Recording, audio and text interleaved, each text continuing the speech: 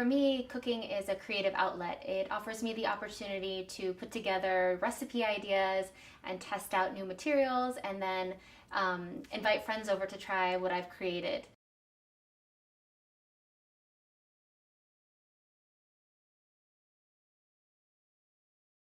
My grandfather is from Sicily, so I grew up in an Italian kitchen where my mom cooked a lot of recipes that she learned as a child, and so I got to learn at a very young age what good food tastes like.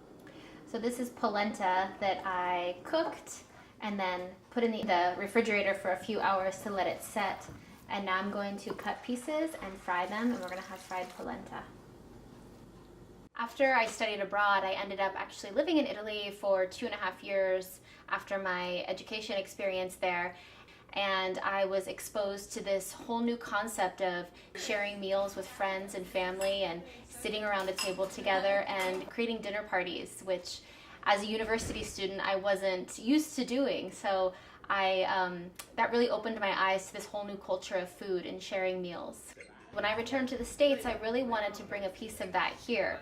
I noticed, especially in New York City, people eat out all the time. And a lot of times you'll know people for years and you'll never see the inside of their apartments. So I wanted to change that a little bit.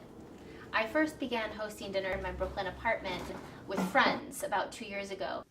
And my friends saw how much I loved it and enjoyed it, and they encouraged me to expand what I was doing. I started searching on the internet, and I found that there are platforms online where you can advertise your dinner parties and people can sign up for them. So I started hosting dinners on EatWith.com. EatWith is a foodie site where people from around the world can book dinners at your apartment, and they come over and dine with you. So they get an experience of eating with locals while traveling to different countries. What's amazing to me is that I get to meet people that are traveling from all over the world. I've met people from Europe and Asia and South America. It's been incredible. The menus that I create, a lot of times it's based on what I've tasted and I've really enjoyed. So for example, the Italian menus that I do, it's because I'm trying to bring what I had in Italy here so that people can taste as authentic as I can make it Italian food. So I try to make the menus interesting and diverse so that we're not just sitting there and eating what I've prepared, but sometimes we're also cooking the meal together and it becomes more of a social event. In the summertime, I love hosting dinner parties on my rooftop here in Brooklyn because we have a view of Manhattan and it's really beautiful. It's quite impressive.